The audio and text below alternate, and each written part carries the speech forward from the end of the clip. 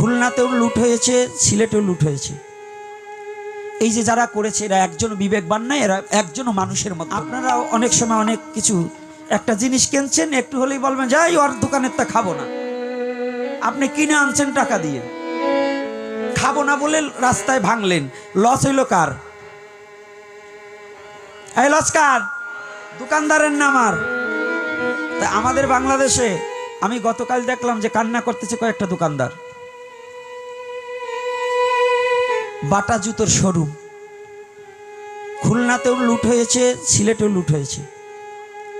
এই যে যারা করেছে এরা একজন বিবেকবান না, এরা একজনও মানুষের মধ্যে নয়। কারণ সরকারকে ভ্যাট দিয়ে সরকার যদি অন্য দেশে টানতে পারে, এ দেশের সাধারণ পাবলিক বিক্রি করছে। ওরে গদ্ধব, তুমি বুঝলে না যে ও সাধারণ পাবলিক কত কষ্ট করে দুটো টাকা দিয়ে একটা দোকান সাজিয়েছে? পারো ইউনুসের সাথে বোঝো, পারো গভর্নমেন্টের সাথে বোঝো, তুমি একজন সাধারণ পাবলিকের দোকান লুট করে নিলে এটা কি কোনো মানুষের মনুষ্যত্ব? এগুলো কিন্তু মানুষের মনুষ্যত্ব নয়। আমি চরণে হাত রেখে বলবো, যারাই করুন একটু বিবেচনা। গরিব মানুষ, সে হিন্দু হোক, মুসলমান হোক, বৌদ্ধ হোক, খ্রিস্টান হোক, এরা তো আমার বাংলাদেশি ভাই। আমি বাঙালি, তো ওকে কষ্ট দিয়ে আমি সুখ পাবো না, আমরা তাদের সাথে পারবো না।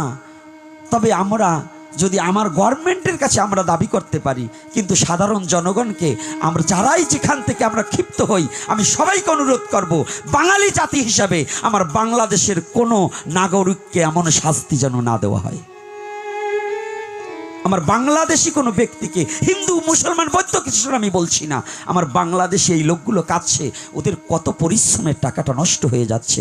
আপনারা দোহাই, যদি ধর্মকে মানেন, ধর্মকে ভালোবাসতে জানেন, তাহলে নিজের স্বজাতি ভাইকে এমন করে ঠকানো এবং এমনভাবে নির্মমভাবে পথে বসানো, এটা আমাদের অধিকার নাই। কি কষ্ট হচ্ছে নাকি আমার কথাটায়? এই অধিকার আছে, এটা করবেন না। আর দ্বিতীয়তে, আজকে আবার আমি চলে যাচ্ছি, ওখান থেকে বলি, দেখুন আমার সনাতন ধর্মের দর্শনগুলো কেমন। শয়তানগুলোকে দয়া যতই করেন, শয়তানরা আপনাকে দয়া করবে না। করবে? শয়তান কোনোদিন আপনার প্রতি দয়া দেখাবে? দেখাবে না। ও শয়তানি ফাঁক খুঁজবে, ও সুযোগ খুঁজবে আপনাকে ঘায়েল করার জন্য। তাই কলি মহারাজ পরীক্ষিতের পিছনে লেগেই আছে, দেখি ও কত বড় ধার্মিক রাজা।